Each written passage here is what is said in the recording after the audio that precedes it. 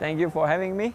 My name is Indrajit Matharu, fondly known as Coolie on the field.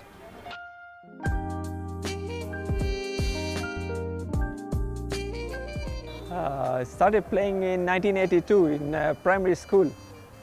At that time I was not very keen with the sport, but it was an introductory sport in school. And just picked up the stick and got onto the field, and one day found myself representing the primary school divisions. We represented the Eastern Province. So these are the combined schools. And I was lucky to be on board, and that's where it took off, the interest. I was in Arya Primary School at the time, and from then on the interest just built in. 82, that's it. 83, we started training at the club here, and my dad used to bring me along with my other brothers. We used to train on the cricket field across every Sunday in this club. And at that time I was not even into hockey at that time. We used to have our regular Sunday rounds here on the cricket field. So my dad used to be an athlete himself, and he used to bring us along, do our 10 laps every Sundays, and we used to watch the hockey players playing on this side of the field. So after training on that side, we used to come and watch the hockey players on this side. That's how my interest built up. Yeah. Family backing is very important. It's not an individual thing to just get on, wake up one day and then take it up. Family support is very key because number one, as a parent, you want to push your child to a limit where they can excel in sport. Number two, if you don't have that support from family, you are not going to get that those blessings from them anyway. So the thing is, family is key in the sense they push you, they give you your free time, free from other issues you are involved in. So at least you can concentrate on your sporting ambitions if you have set any. So yeah.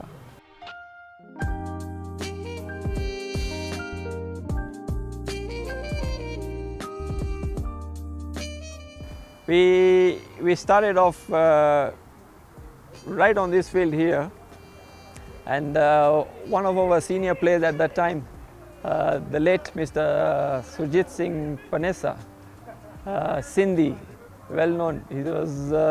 He saw us playing here, and he actually took it upon himself to give us this nurturing and polishing of the skill. And he even took it upon himself to call us in here every morning, early in the mornings. We used to be here at 6 in the morning to come and do our drills. So I think that backing also is required from the senior players, who take it upon themselves to at least nurture the youngsters. From then on, I got into the club team. It was a very challenging process in terms of getting to know the sport, polishing yourself, and playing with the elite at that time. I would say anyone who's got ambitions set at high level, then he'll forget about anything, all distraction, and concentrate on his way of progress to the top. So for me, the journey was quite difficult in the sense that I was involved in a lot of injuries, and I had a major injury in '87. At that time, I thought that was the end of it, but I came out strong with the rehab and all. After that, my international duties started. But before that, '86 was my first outing as a junior. We traveled to Dar es Salaam for the East and Central, and My debut outing, I scored 2 goals against Malawi. It was a very joyous game for me because of getting on the scoreboard. Yeah. And I also got the opportunity to play in the finals with Egypt, and we won that game 1-0. At that time, captain was Kake Saini. So it was amazing because all the seniors playing at that time, they gave us juniors a lot of encouragement, and we just gelled with the seniors. The skill that we had developed by then was just as good as the seniors at the senior level. So from then on, as the game has transformed, we also changed our skill depending on rule change. The rules of the game has changed a lot. The formations of the game have changed a lot. So considering those as well, the style of play has changed. The skill levels have changed. So from Maram coming onto the grass surface and then onto astro surface. So all those surfaces have got different skills one can adapt to. So having combined all those and playing on astro, then I think for myself, I think I did well by catching the eye of the administrators, and I got the opportunity to be with the national team. 87, we had a tour to Luton, UK, and Russia. I did well in the tour. However, I was not sure that I would make the team for the Seoul Olympics because I had just come out of injury. Surprisingly, on my way back, on arrival at the airport, the team was already announced. So I was shocked when my brother told me that I was part of the squad. So it was just, I was just overjoyed.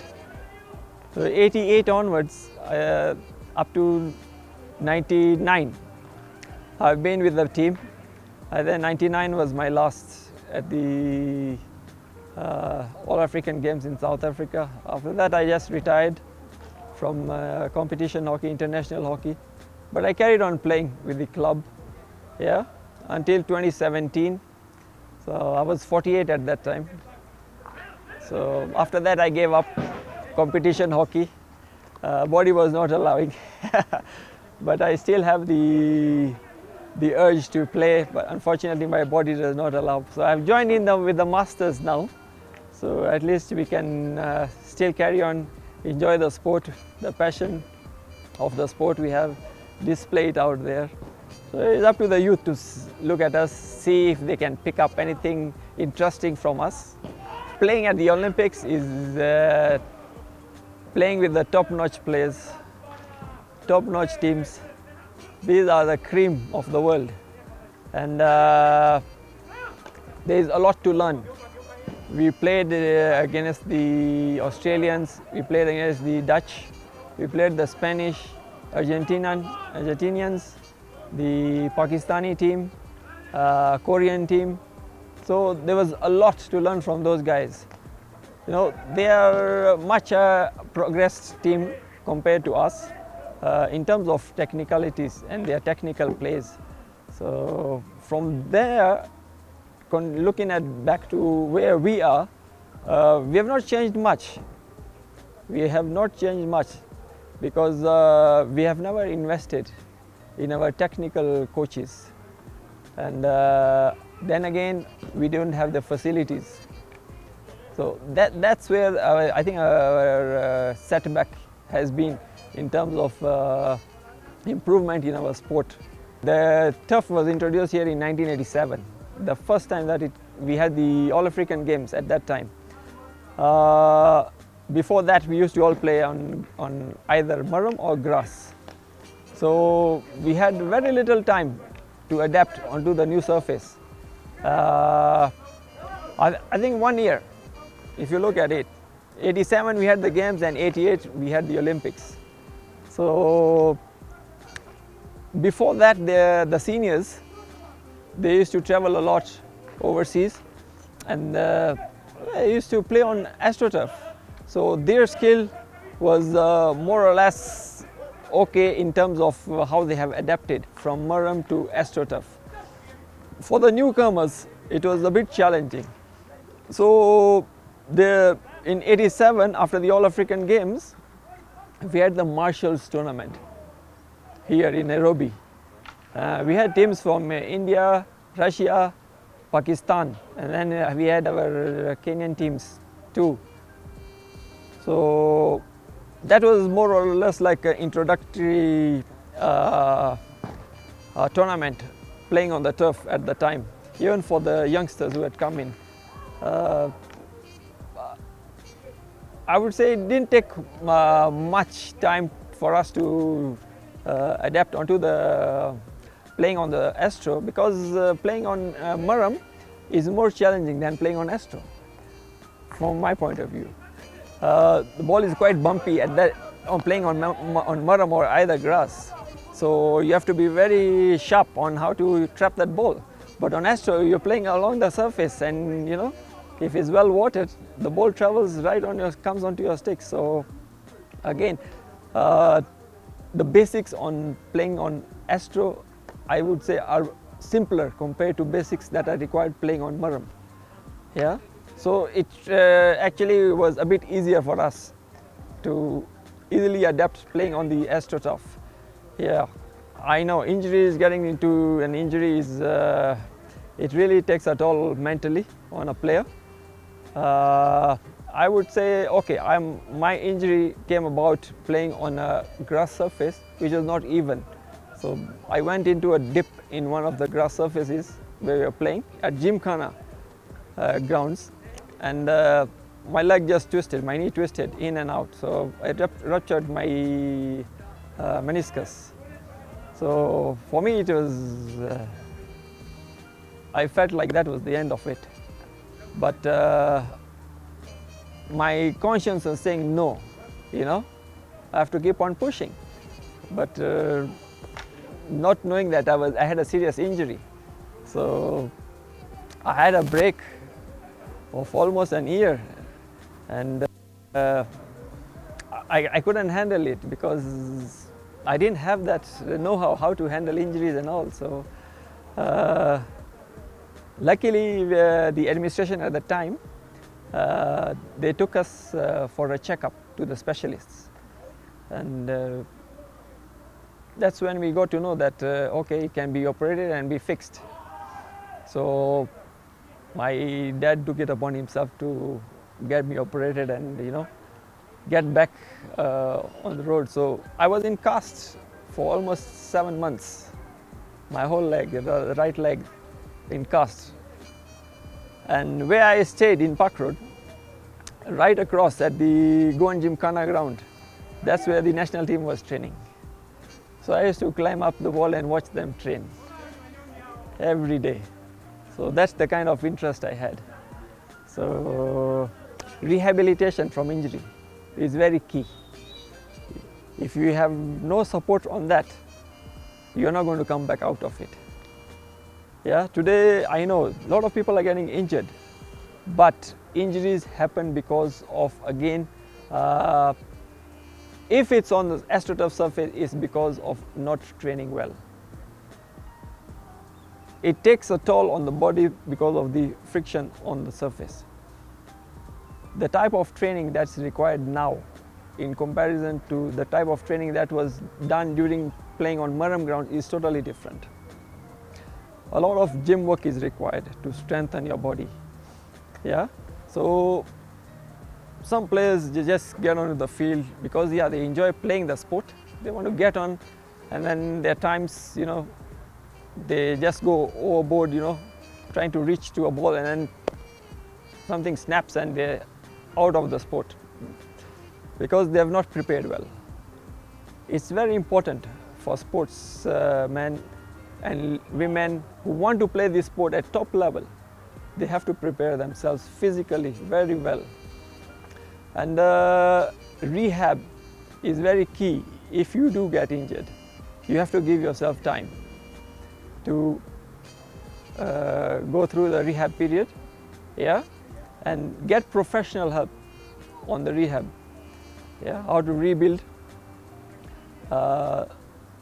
It's not difficult. It just takes a toll mentally, but you come back stronger, yeah. You come back knowing, having more knowledge how to handle yourself on the field. So I would say it's also an experience that what you gain out of injuries and how you will handle yourself in the field. So it all becomes as a precautionary measure, how you're also playing.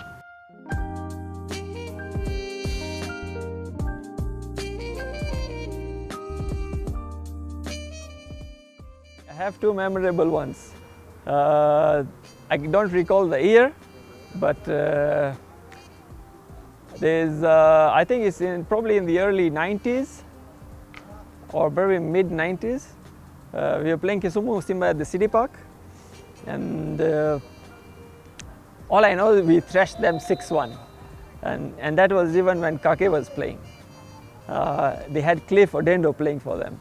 They had Cliff Okello playing for them. So they had a very good, strong side, but like any other team, you know, when you're having a bad day, it's a bad day. So for me that day, that time we were all to our peak, we were on our peak. So I think we performed well, and the score was more thrilling than the hockey we played, because 6 against Simba is not easy. So that was one. And then 2012, 2013, when we won the league, we went and played in Kisumu. And we finished beating the Kisumu side 5-4. So it was just a seesaw of goal scorings. We score one, they score one, we score one, they score one. So at that time, Zach was playing for Kisumu Simba. And he had actually left our club to go and play for Simba, Kisumu Simba. So we had youthful players at the time. Davies, George, Hagai, yeah. So that was the second memorable game we had with Kisumu Simba. But end of the day, we sit down together, have drinks. That's all. Yeah, enjoy the game we played.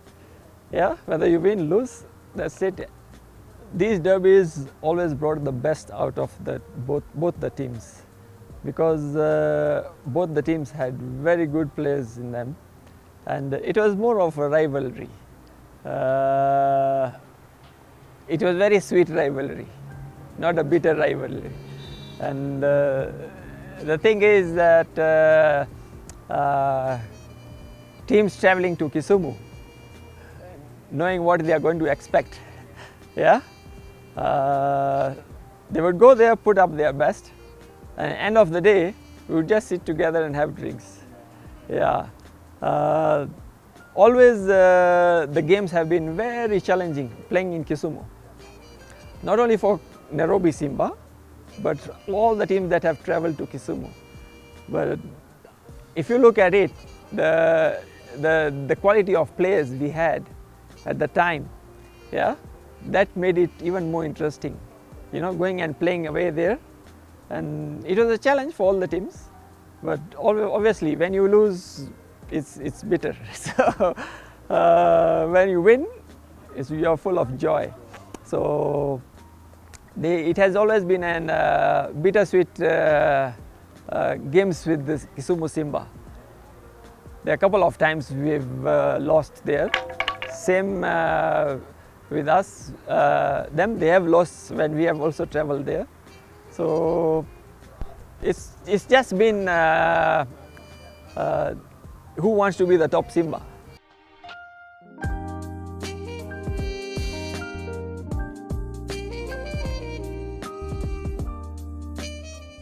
First of all, I think if we take at individual level, the current generation should have some ambition of what they want to be playing this sport. Is it for fun, social, or achieve international level. So from my point of view, current generation, that's where they should start. Yeah, at individual level, how far they want to go with the sport. And with that, if you are getting a good crop of players who have ambitions of playing at national level, our sport will grow there in terms of playing at national level. Yeah, so I know there's a lot of demands nowadays from the generation, this current generation. We want this, we want that, but I would say that do with what you have. Yeah, whatever facility you have, fine. Nobody will come and teach you how to hold the hockey stick. You have to do it yourself. You have to learn the skills yourself, right? So if you want to improve in the sport, you have to do it yourself, starting with yourself. Okay, when you make your mark, yeah, when you're called in for national duty or trials, that's when you are expecting now the national administration to have somebody there to polish you up. That ambition you should have. When we started off, we had the passion of playing this sport, not asking for, not requesting for demands. Okay, we want this. If we don't get this, we will not do this. We were on the ground. If we are starting training 5, we are on the ground at 4 o'clock. As juniors, we always got second opportunity when we started off. The seniors were always there first. So it was also challenging for us to get into the system,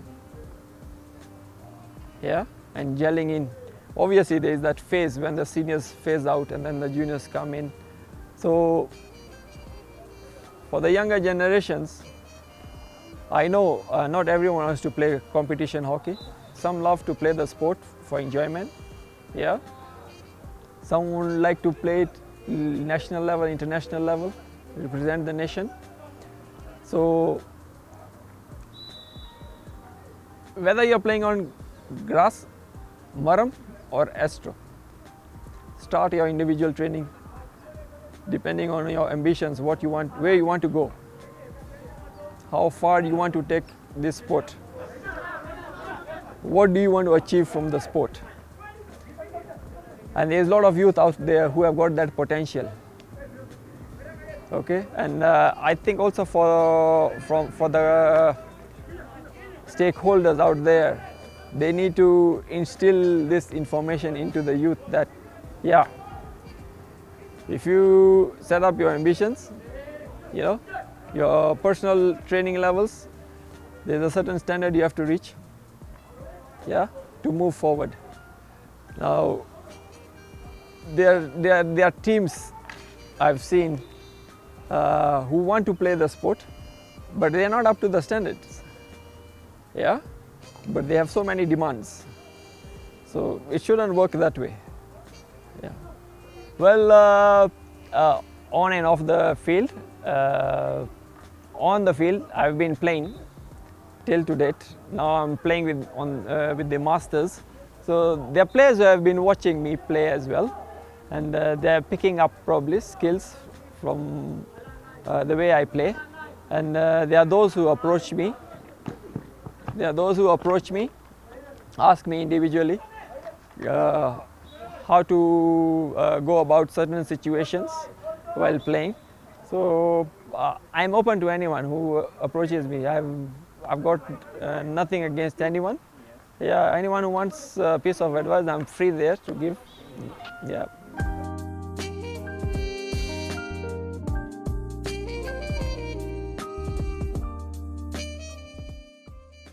There is Kake, late Peter Rakatsa, late Chris Otambo, late Mike Omondi, late Julius Akumu, late Lucas Alubaha, These are all the seniors I played with when I came into the team. Eliud Okoth, yeah, Charles Oguk, yeah. So the skill level at that time, yeah, each and every individual I've named, the skill level they had was top notch. And for us, as coming in as juniors, we picked also a lot from how they were playing. You know, in those days, we never had this YouTube where we could pick up clips from internet and improve our sport. No, everything was on the ground locally, as we were being told. This is the way to do it, this is the way to do it.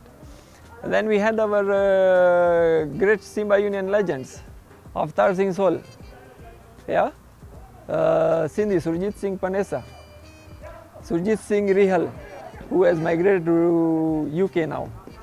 So they have taught us all the Indian basic skills here. Yeah, what we learnt there with at the stadium with the national team seniors were the skills that they played on Astro. So we gelled in very well. I have a lot of regards for those players. They never used to, look at or undermine the juniors. They used to gel up with the juniors and support the juniors at the time. So we had our easy way getting into the team. Yeah, we were not bullied.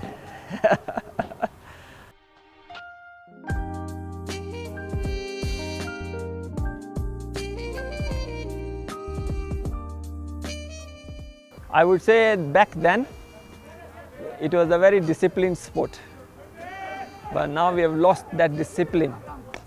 The sport has lost its discipline. In terms of the players who play, yeah, in terms of the administrators on field, because it has to be combined. I'm going back to now players playing as a unit with the umpires. There is a lot of differences, and I would say if you want to improve the sport, the umpires have to gel in with the players, yeah, and not dictate terms. Okay, what currently is happening is misuse of power in terms of officiating, and more or less our players take it very bitterly that whatever decisions are being made and all, not to their favor. But I think it's if we look in today's day and time, international games, any player can go to umpire and then talk it out. The umpire will give his version. That's it, finished. But here, this dictation is causing indiscipline in the sport. And back then in our days, these things never used to happen. Maybe a couple of incidents here and there, but it was not something very often happening. So I would say discipline is very key in playing a sport, and each and every individual should be held accountable. Yeah, our standards have really dwindled, in my point of view. Again, I would take that out to all the stakeholders who play that sport. It's easy to point fingers, but why have our standards dropped? Because I don't think it's an administration who improves your standard as an individual player. Your standards you want to improve start from yourself, for all those who are playing the sport out there. Like I said, if you have no ambition, yeah, there is not much you will progress in the sport. if you set up your ambitions, you will work to progress, knowing the sport, learning the new skills. Yeah, and if everyone does it combined, we obviously will look at our standards going up. But currently, what's happening is unfortunate that fingers are being pointed to administration, and okay, yeah, the facilities are not there, but that's not the end of it. You can improve your skills, you can improve your physical fitness off the ground. Yeah, so everything is not because of the administration. Yes, we lack the facility. Why? We are not getting support from the government as well. Yeah, that's a national stadium we have there. Yeah, but who is supposed to be funding us? Corporates, I don't know if they have been approached. Government, I'm sure they have been approached, they have been given a budget, but it's taking ages. So, and it's very unfortunate. I think if you look at it, we don't also have exposure. For the current team we have, we don't get enough exposure playing out international level. So we cannot gauge ourselves. We are only limited to Africa. Yeah, we only limited to tournaments we go and play, probably Africa Cup of Nations or qualifying for the Olympics. That's it. So how are we going to grow? We need to grow by playing international games out of Africa, playing more international games, getting to know your opponents. Yeah, so from being first in Africa, going down to second, then third, then fourth, now fifth, and now we are sixth behind Nigeria, I guess. Are we not? South Africa, Egypt, Ghana, then Nigeria, then us. So looking at those standards, I think yes, you can say our standards have gone down. Not that we do not have talent, but we have not got polished talent. So we also lack in our technical approach to the sport, which is also very key. Every team is investing in technical support for the team. We have lacked this for the past decade, and I don't understand why we have not invested. So that's a point to look back in time and say, yes, okay, these are the challenges we have faced, but why can we not now move forward? Yeah. Stakeholders also need to be brought on board. Yeah, and give their views as well. Why are the standards dropping down? Why? So they should also be held accountable, because that's where everything is coming up. Yeah, we are getting our crop of national team players from the stakeholders. So I think also for the administration, they should be looking into that the stakeholders should also be held accountable, yeah, for the players and the type of coaching that is being set up with those stakeholders. It's very key, because if you look at it, most former players are coaching teams now, and they are coaching what they know, but without any technical knowledge.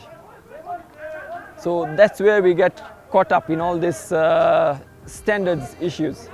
We are not progressing. We are not progressing at all. So I think it's very key to invest in technical coaching. The setups of coaching seminars that are being set up here are probably very basic ones. But we don't have any technical coaching seminars. Yeah?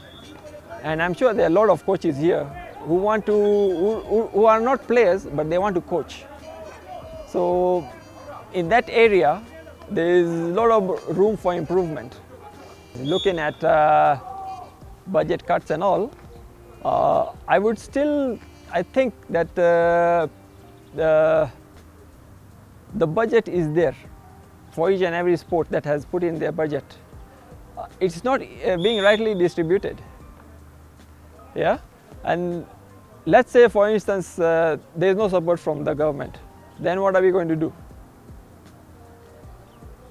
What are we going to do? We wait until the government supports us? No. So if we look at City Park currently, it's not playable. That's the only facility the National Association has. If you look at corporate, the corporate, they don't want to come on board because it's a very heavy investment. So the only option is going back now to the government. It's a very tricky situation because end of the day, the stakeholders are fighting for the right for a field to play on, but they don't have anything. So they should also understand what the situation is. Yeah, maybe the administration is trying their level best, but there are other factors that are not allowing them. So we are in this situation currently because of that. So us looking at Simba Union now, them having a surface here, astroturf surface, I'm sure they are in negotiations in having the league being played here. So I don't know how far they are with the negotiations, but surely most of the teams would like to play on this surface. You see, back in the days when we started playing, the surface was murram, and there was not much maintenance for the murram field. It was just some matting and chalk marking. Very minimal cost for maintaining the grounds. Government funding for the facilities, I don't think there was any at the time. But yes, for the travels, there was funding. That one I know, because the government at that time used to fund the national team to travel. And in our days, I think we used to do almost 2 tours a year, and I think it was good enough for us to, for that exposure. And I think from 88 to 94, we had regular tours out every year. 95, 96, yeah, up to 96, we had regular tours, and there was a lot of exposure playing internationally.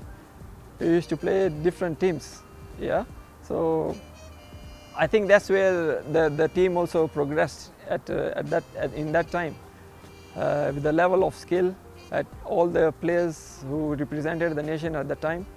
So you can say yes, at that time there was good funding from the government, but now things are different. I'm surprised why. I don't think there's any goodwill from the government, because each and every sport is suffering today. Yeah, I think it's only football, rugby that are doing well, but rest of the sports are really struggling to get just even to make a team or even to travel out. This is something I think yes, reforms are required. Yeah, the big question should be asked: why is it happening? If the budget is there, why is it happening? Yeah, yeah.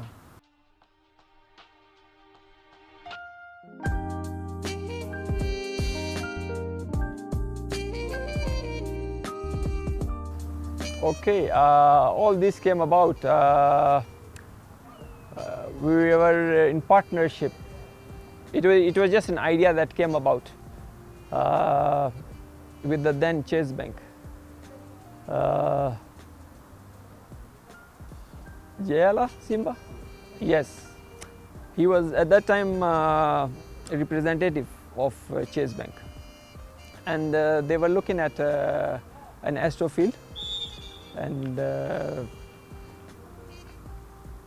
he got us on board because we had a facility, yeah, a location. But from their point, they had a donor who wanted to. This is a second-hand turf, by the way. It's not a brand new turf. They wanted to get rid of that turf, give it out to a developing country. So, in that negotiations, they were looking at where to install it. So, we came on board in partnership, and at that time, Chase Bank came on board as a partner, yeah, with Union. So all the negotiations, everything was done. There was a contract set, everything was done.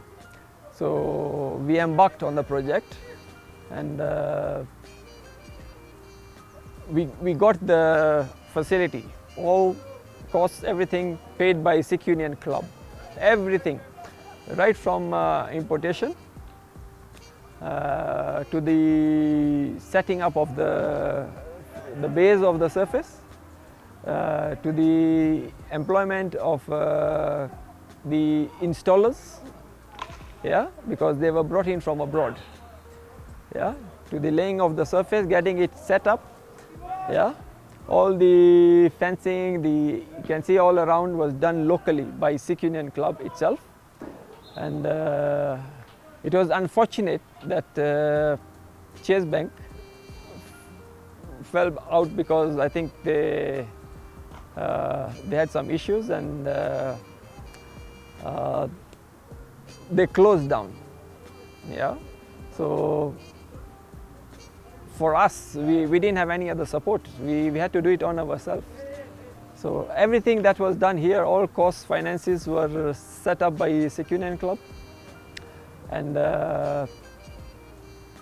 the corporate ads you are looking around, we've reached out to people for support, yeah, and they are those supporters of the sport who have come on board and given their commitments for the adverts, and we are still looking for others. Obviously, for financing, you need the help of corporate as well. So it's very difficult to have a management and then expect them to, just funding and maintaining the facility.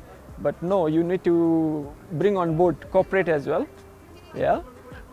Give them their mileage as well, and as a club, you get them on board. You're both partner. The team, the players that play around, they are the ones who are benefiting. Yeah, but they have the facilities for them to train on. So I think that's the way to go forward.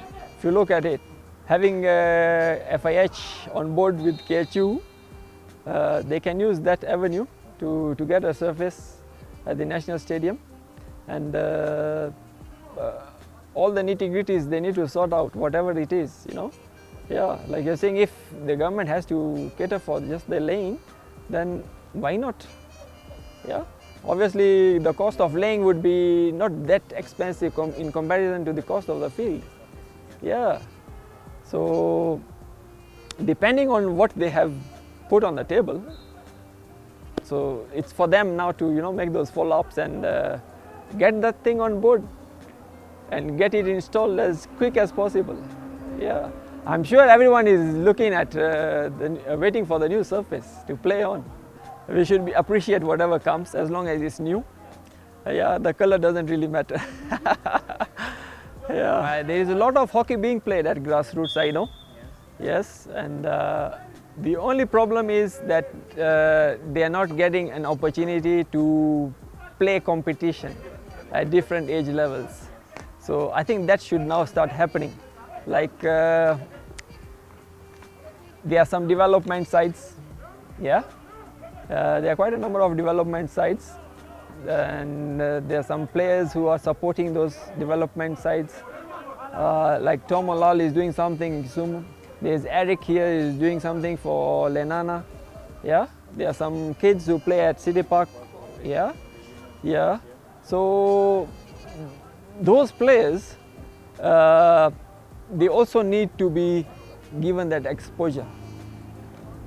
Have more game time. Yeah, get them interested in the sport, polish their skills, and as they age, they move into clubs and then progress forward. So the thing is that if they don't get any game time, they'll fizzle out and say this is a waste of time. In our days, back then, there was that cup called Tata Cup. It was for the youth, and it was played provincial. So we used to have teams from different provinces. Yeah, they used to participate. It was a combined team. We used to have a schools tournament, combined schools. I don't see that happening.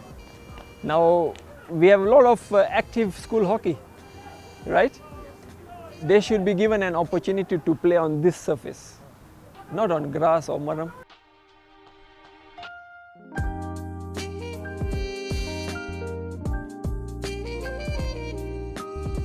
The best advice I can give them is if you want to progress to play at national level, start your own preparations. Don't wait for someone to tell you how to prepare yourself. Start your own individual preparations. Yeah, with your preparations, when you are on the field for the trials, you'll make your mark. Yes, and you should listen to your inner self. Don't listen to people. You know, sport teaches us how to enjoy glory and be incur the losses, yes, and you have to be humble in the losses. It teaches us humility in defeat. Yeah, when you are humble is when you become stronger. Yeah, and you will know that gives you a learning path of what happened, and you should always respect your opponent, and it gives you a path to move forward in the right direction of progress. So sport is not just about winning. It goes both ways. Yeah, when we undergo a loss, it teaches us humility. So that's, like I'm saying, showing us a path of direction that there is still progress to be made. Knowledge of the sport has not been relayed to the next generations. So there is that generational gap of exchange of information. So yes, I can see the current generation, there is some struggling going on. But I would say again now back to the administration, because the former players have never been engaged. So they have just always been left aside. So it's key to bring in these players. The game keeps changing every time, yes, but again, your skills, you can practice them there, but there are some game knowledge that you need to exchange. So those are things quite a number of players do not have it in them, and that's where I feel that there is that lack of info. If you want to improve individually, again I'm saying it, you have to start it on your own. Yeah, don't look at somebody else to tell you what to do at your personal level. You have to pick it up from there. Yeah, It's very important to instill discipline, because if you want to reach at the level, if you want to reach at the national level, you have to instill a lot of discipline in training, personal level. For this, I would say that the younger generation, they need to start listening also to their peers who are guiding them in the sport, of how to improve the sport. It's not about coming onto the ground, playing, going away. How are you going to improve every training, you know, to progress in the sport? Yeah. So for the masters, there is not much to say, because we all come in here to enjoy ourselves. I'll keep on asking them, keep on playing the sport as long as you can. Yeah.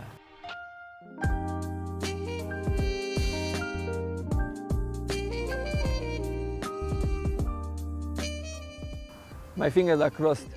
So, well, hope is there to give everyone an optimistic view that something good will happen, and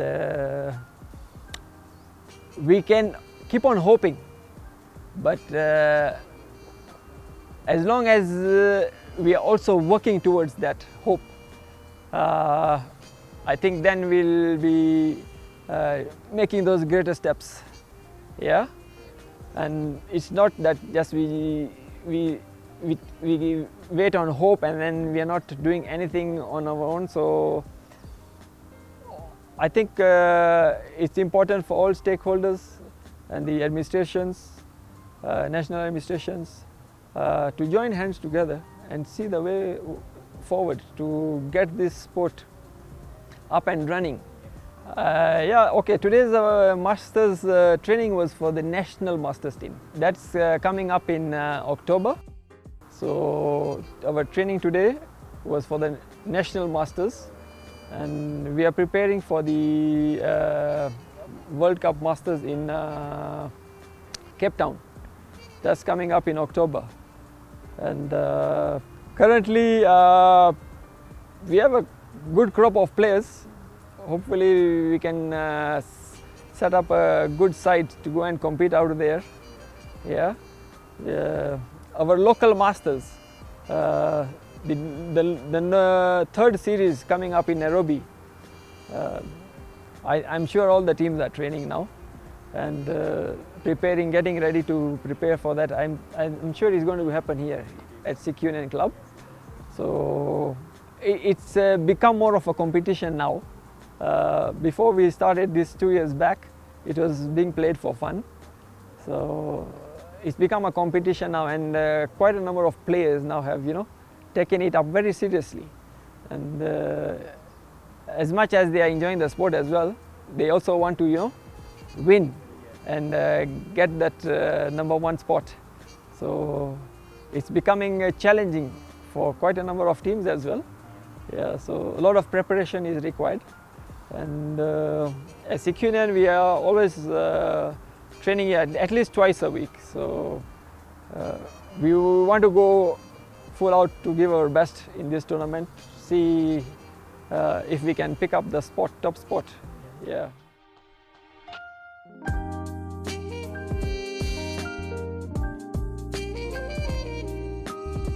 I would take leadership on the ground, not office, because leadership in office is often politicized, and I have got no knowledge of politics. I have got a lot of knowledge on the sport itself, the hockey. So I can give the advice, the required advice on the ground. That's the leadership I can take up.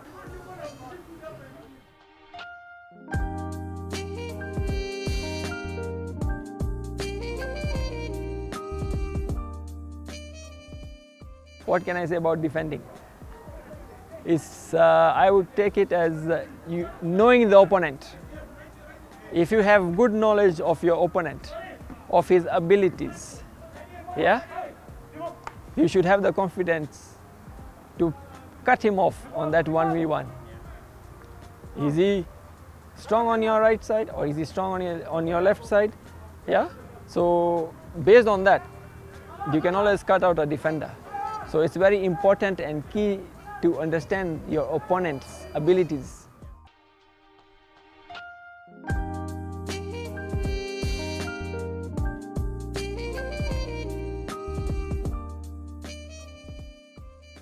Speed is key now. If you look at all these international games, speed is key, very important. If you have the skills and the speed, yeah, you're looking at disaster for the opponent. And we have players who have both abilities but don't know how to utilize it. Yeah? So speed, yes, it is very key, combined with skill. Yes. So it's very important also to understand and know how to use it, when to use it.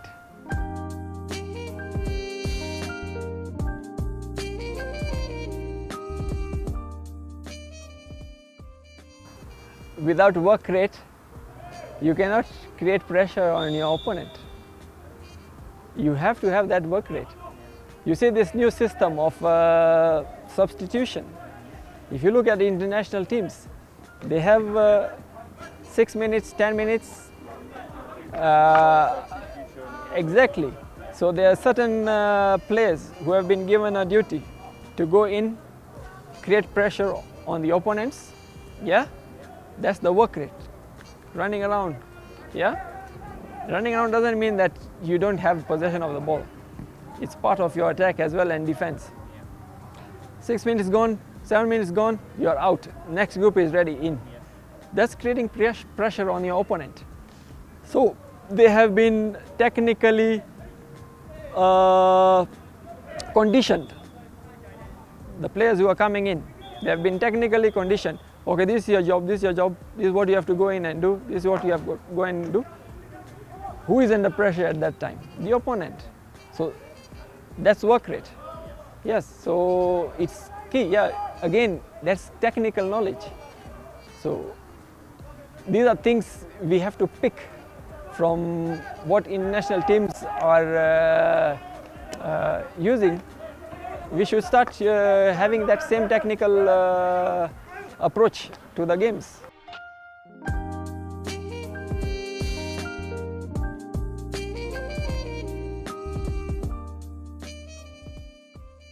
Nowadays, aerial ball is no advantage to anyone. It's not. You can use that aerial ball. Actually, let me put it this way around, that it is being misused. The aerial ball is being misused in the sense that if it's an intended pass, it doesn't land to your colleague. It goes to an opponent, and you lose possession. In today's hockey, you have to have possession. You lose possession, you're under pressure. You're already under pressure. So when you are in possession, the opponent is under pressure. So it's key to keep the ball. Yeah, so it's best to play the short passes and move forward. It has always worked for me. And why it has worked? Because there is a combination that the players understand how to go around the players.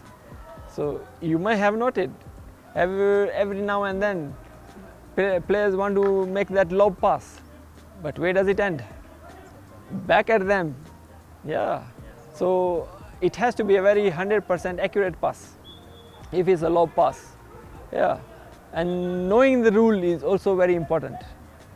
The rule has changed. The rule has changed for the overhead pass. So knowing that rule is very important for all those who are playing the sport. Well, rules keep changing, but it's very also important and key for players to understand the rules. The lob pass, for instance, the aerial pass, It's very frequently misused as a pass in terms of who is supposed to receive it. So I would call upon the umpiring association to get on board with the stakeholders and explain, talk about the rule change, yeah, and how it's to be worked out on the field. So that has never happened. Whenever there is a rule change, yeah, people are expected to know the rule, but the umpires never have a sitting with the players, yeah, and explain to them this is the way the rule is supposed to be implemented. Thank you very much for having me. I'll be available whenever you want me.